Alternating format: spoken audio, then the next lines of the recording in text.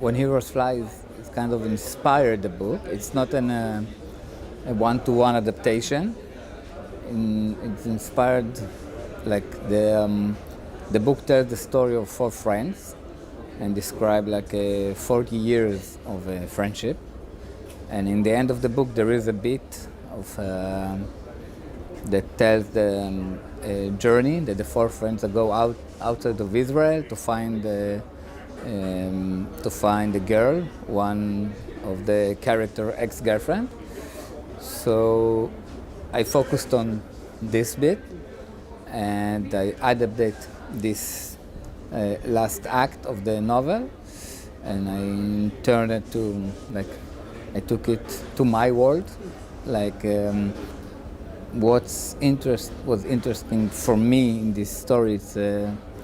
It's this four friends, this friendship, and this they sharing the same trauma from their service in the military, and it was very interesting to see what's happened to these four guys after the trauma in the war, and to take them to this journey outside Israel, and to see the fact that they need to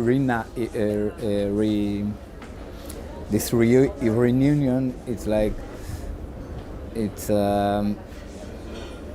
the impact of it. It's that they need to deal with all of their secrets and all of the bad blood between of them, and in some way it's kind of ensemble series, that something that I really like a lot of characters and the relationship between them.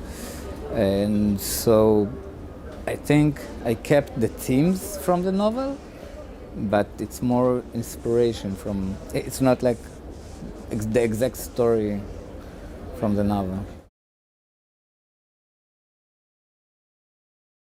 In some way, yeah, like still, we're talking about TV series, but still in my head, I'm a feature film director, like an auteur. So I really like to write and direct my stuff. It's not a principle, like if I'm gonna have a great script, I would love to direct it, but it makes the whole creative process very private and like a feature film, because I know everything, and while I'm writing, I'm already directing so in some way it's easy to the production that you have the screenwriter and the director on the set.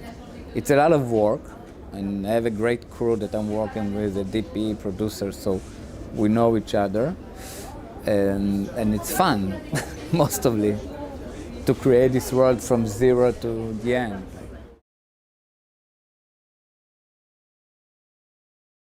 Yeah, it's always like back and forth. Like sometimes I have an idea and then I'm going back to episode one, and because I'm the writer and the director, I don't need to ask a permission from anyone. And it's like a puzzle that I'm now doing draft by draft. And as I said, I'm rewrite on the set if I need it, and again in the editing room I rewrite again. So I really like this process, like from the idea to the screen on can in the end.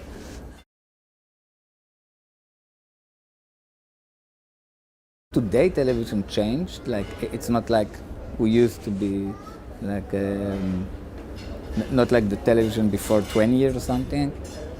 And unfortunately most of the interesting stuff today are in TV, like story-wise, character-wise, cinematically wise. So I still feel I'm making a long features, and it's very like the minus in this. It's they always ask you for a second season when you write the first one, and but in the end I want to. I have the opportunity in television to tell a wide story. This is what interests me.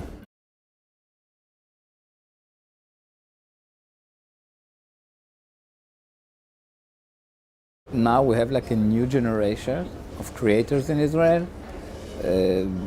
people that grew up on American films and European films, and I think, like I said before, because it's still a small industry, and we're still working with very low budget, and this fact is we need, and it forced us to put a lot of energy in the story, because we know that we have a very tight schedule. We need to come to the set and to know exactly what we need to do, what's important in the scene. And I think what's like in Hostages and Fauda and False Flag, the story is very strong and very clear. And in TV, in the end, the story is the king. It's not like films that you can count down the, I don't know, the image and the sound, or the audience need a strong hook from the beginning. And I think in the last Israeli TV series, the hooks are very strong and very powerful, so, and it's working on a lot of people around the world. So.